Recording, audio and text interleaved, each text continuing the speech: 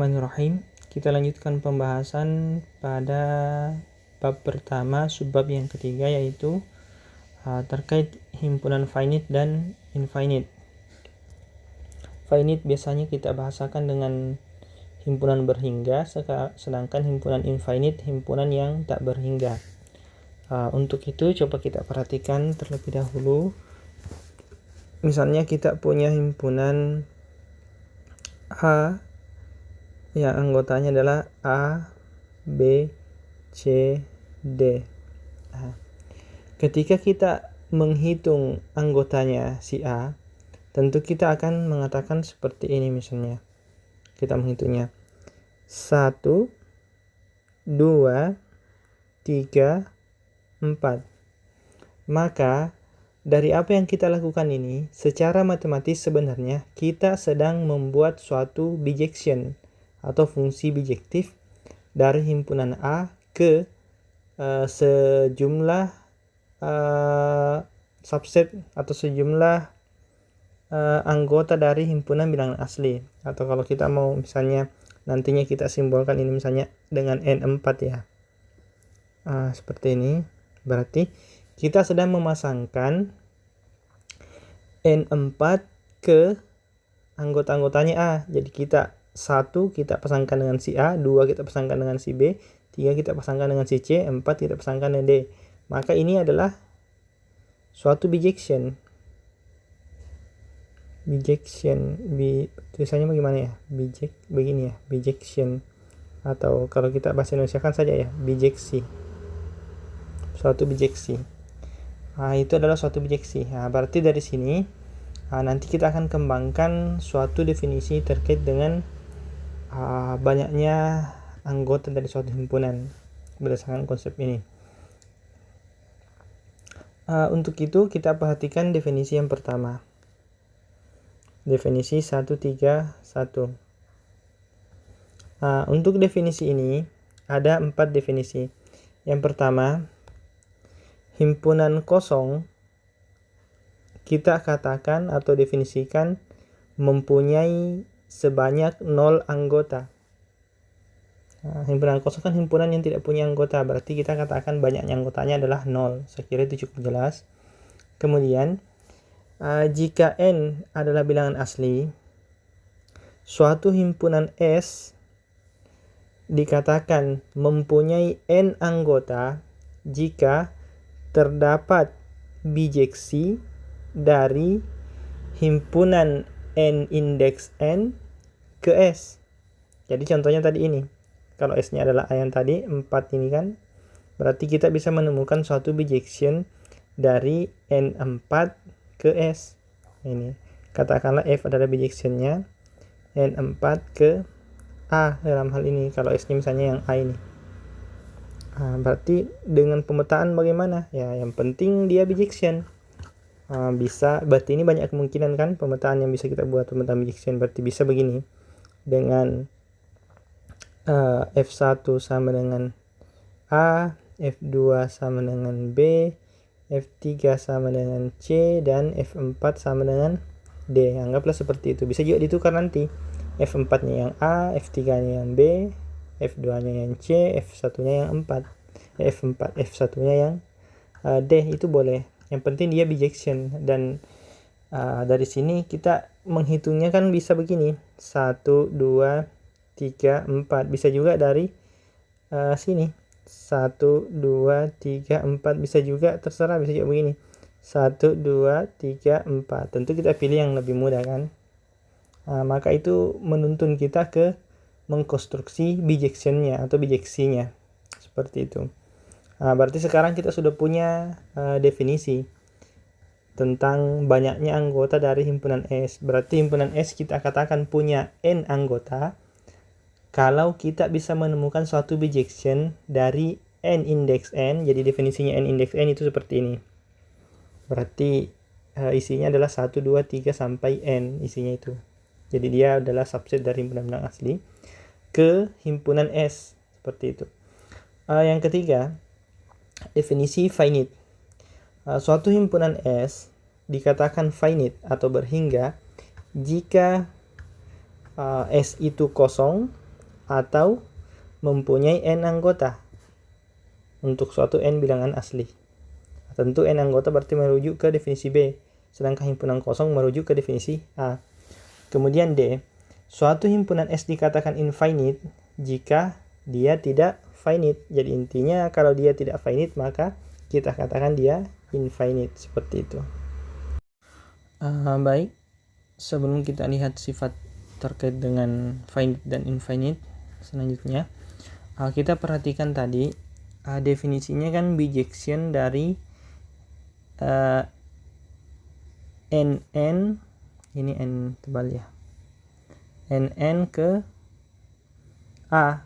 Karena dia bijection maka boleh juga kita balik ini, kita balik menjadi, di sini boleh dibalik menjadi f dari A ke n4. Jadi ini bijectionnya boleh. Boleh juga nanti kita katakan S itu punya n elemen kalau dia punya bijection dari atau ya, jadi kita bisa menemukan bijection dari S ke himpunan S1 yang lain.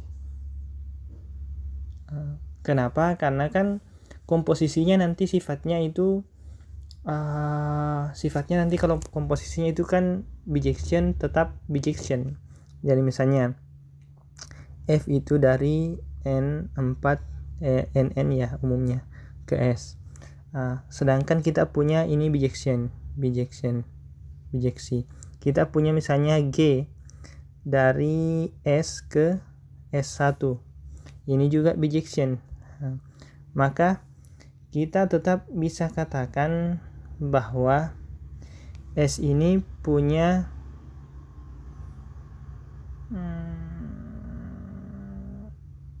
mungkin maksudnya ya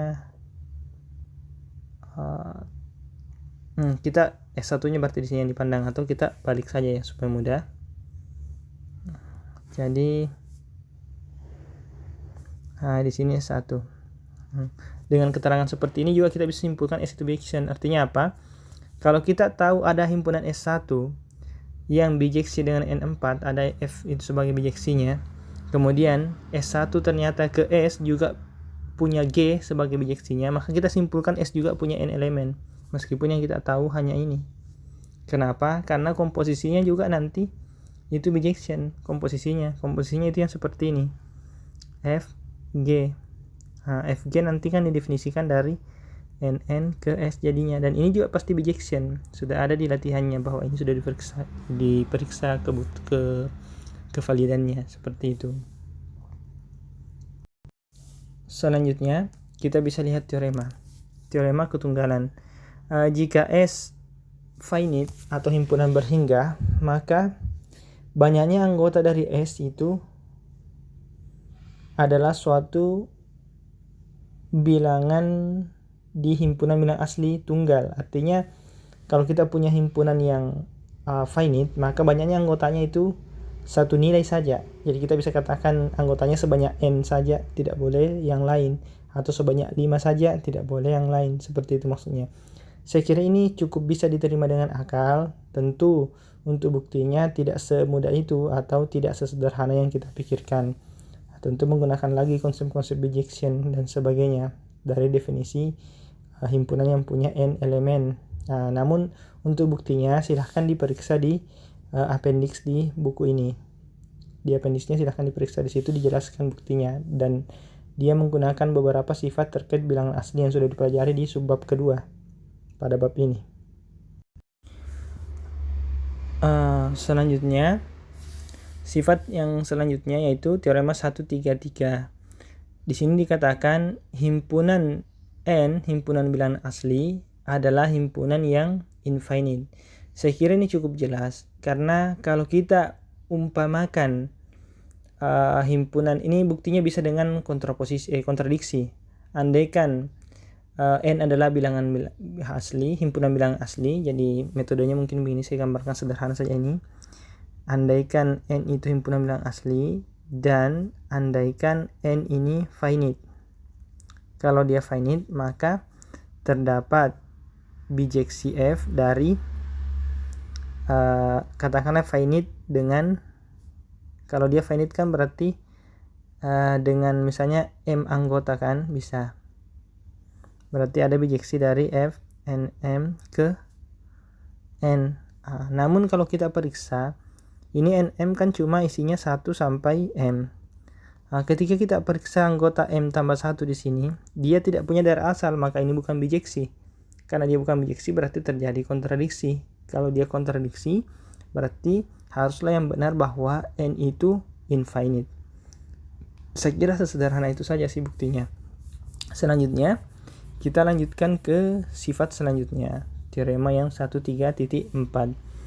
Di sini ada 3 sifat. Yang pertama, jika A adalah suatu himpunan dengan M anggota dan B adalah suatu himpunan dengan N anggota, kemudian irisannya kosong, katanya di sini, maka A gabung B itu memiliki M tambah N anggota. Mungkin kita perjelas dulu maksudnya. Katakanlah A-nya itu adalah X1 sampai XM, kemudian B-nya itu Y1 sampai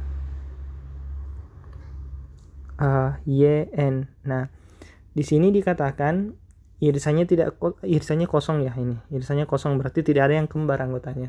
Tidak ada yang beririsan. Karena irisannya kosong, katanya di sini disimpulkan gabungannya nanti M tambah N anggota. Nah, tentu kalau kita lihat saja itu kentara bahwa anggotanya nanti sebanyak M tambah N. Kenapa? Kalaupun kita hitung nanti jadinya kan seperti ini. Ini 1, kemudian di sini M, nanti di sini M tambah 1, di sini M tambah 2 sampai M tambah N, berarti sebanyak M tambah N. Itu sederhananya. Tapi di sini kita dituntut untuk membuktikan secara matematis, maka kita bawa ke definisinya. Untuk membuktikannya ini, di sini kan kita punya ini, berarti sampai di sini ya. Nah, berarti yang pertama kita coba lihat buktinya. Bukti untuk A.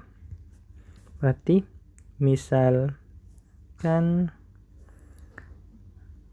A punya M anggota, maka ada F dari NM ke A bijeksi. Jadi dia bijeksi yang merupakan fungsi bijeksi. Kemudian yang kedua, atau kita yang kedua ini kan akibatnya. Kalau kita dalam kurung saja ini ya. Ini artinya. Dan kita juga misalkan B punya N anggota. Maka menurut definisi ada G dari N ke B yang juga bijeksi. Itu kan definisinya. Sekarang karena kita ingin tunjukkan A gabung B punya M anggota, maka definisinya ini bagaimana? Definisinya ini kan harus ada H dari himpunan ini, bagian dari bilangan asli NM tambah N ke A gabung B yang bijeksi. Bagaimana cara mendefinisikannya? Ya ikuti pola yang tadi, yang di atasnya tadi, yang ini di sini ikuti yang itu. Berarti kita definisikan pengaitan. Definisikan kan pengaitan H atau perkawanan H. Pengaitan H dari N M tambah N ke A gabung B dengan sifat, sifatnya begini. HI kita ikuti yang di atas. HI sama dengan FI ini jika berarti mungkin kita tulis begini lah, mungkin lebih bagus. HI itu sama dengan FI jika I-nya itu dari 1 sampai M, dan kita definisikan ini GI kurang M Nah, jika ini I-nya, ini mulai dari M tambah 1 ya. M tambah 1 kecil sama dengan I, kecil sama dengan M tambah N. Nah, tugasnya di sini atau yang sisa tunjukkan 3 hal. Jadi di sini pertama tunjukkan dia hanya fungsi. Yang kedua tunjukkan hanya bijeksi.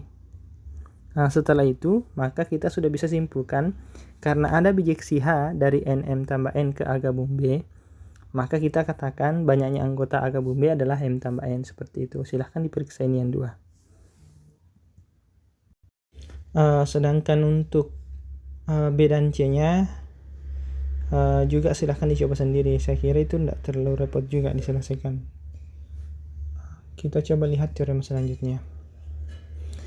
Di sini ada teorema 1, 3, 5. Dan ini mungkin secara intuisi atau kita bisa pikirkan sebenarnya bahwa ini pasti benar. Di sini dikatakan misalnya kita punya himpunan S dan T dengan sifat T itu termuat di S atau T subset S.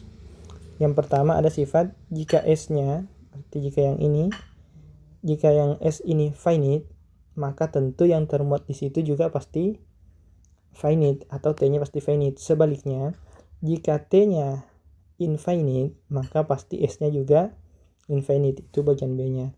Nah, ini meskipun seperti itu artinya mudah dipikirkan, kita juga bisa meninjau atau kita perlu memang meninjau buktinya supaya pola pikir kita terkait matematika atau supaya pola pikir kita lebih matematis lagi. Baik, kita akan buktikan yang pertama. Bukti kita mulai dengan yang pertama.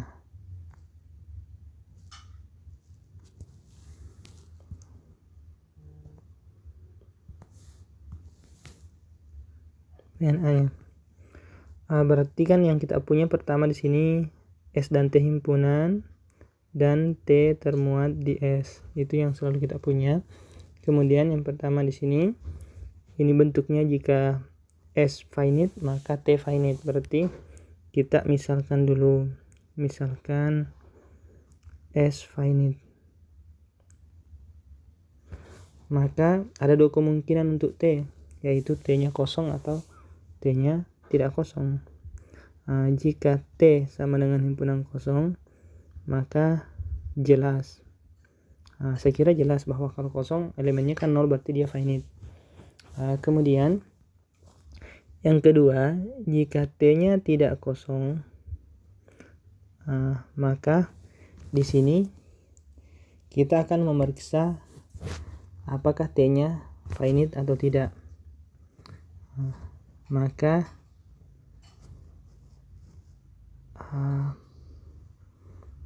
dilakukan induksi terhadap S. Banyaknya anggota S maksudnya di sini terhadap S. Sini kalau kita perhatikan berarti pertama langkah dasarnya misal S punya 1 anggota. Kalau S-nya 1 anggota dan T-nya tidak kosong, saya kira jelas bahwa T juga hanya punya 1 anggota. Berarti ini aman, sudah terbukti. Yang kedua, kita akan periksa selanjutnya hipotesis induksinya adalah setiap subset S tak kosong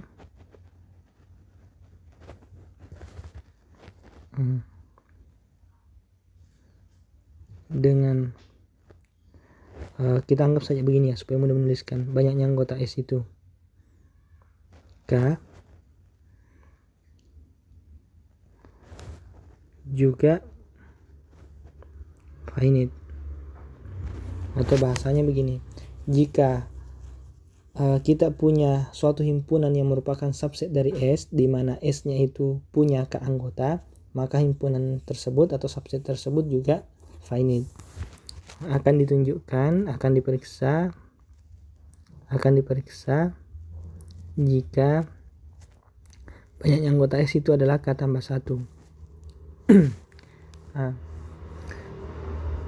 karena S finite dengan K tambah 1 anggota menurut definisi, maka ada F dari N K tambah 1 ke S yang bijeksi. Nah, sekarang kita perhatikan unsur FK tambah 1. Perhatikan FK tambah 1 elemen S. Nah, ada dua kemungkinan untuk ini. Yang pertama, jika FK tambah 1-nya ini adalah anggota, ya sebentar kita cek dulu. Di sini bukan anggota T. Maka kita punya S1, misalnya kita definisikan S selain FK tambah 1. Ini tentu masih memuat T. Kenapa dia memuat T? Karena kan FK tambah 1 tidak berada di T. Akibatnya apa? Menurut hipotesis induksi yang ini sampai di sini, untuk kasus ini diperoleh T finite. Yang kedua, jika jadi ada dua kemungkinan di sini. Yang pertama ini, kedua di sini. Yang kedua, jika FK tambah 1-nya ini berada di T, maka kita punya nanti T1 misalnya sama dengan T selain F. Ini ada kurung awalnya ya, karena di himpunan. Selain FK tambah 1. Ini tentu T1-nya ini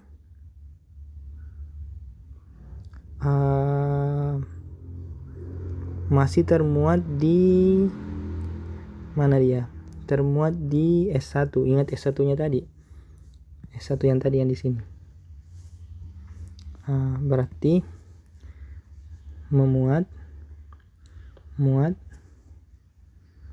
atau memuat T1 tadi, memuat T, termuat ya. Atau T1 ini subset dari S1 yang di atas tadi, S1 yang ini. Saya kira cukup jelas. Termuat di situ. Akibatnya, menurut hipotesis induksi, maka T1 finite. Perhatikan bahwa karena T kan sama dengan FK tambah 1 digabung dengan T1, finite digabung dengan finite, menurut teorema sebelumnya yang terkait dengan ketika A punya M anggota dan B punya N anggota, maka A gabung B itu punya M tambah N anggota, artinya kan finite. Berarti menggunakan konsep tersebut, ini punya satu anggota, ini punya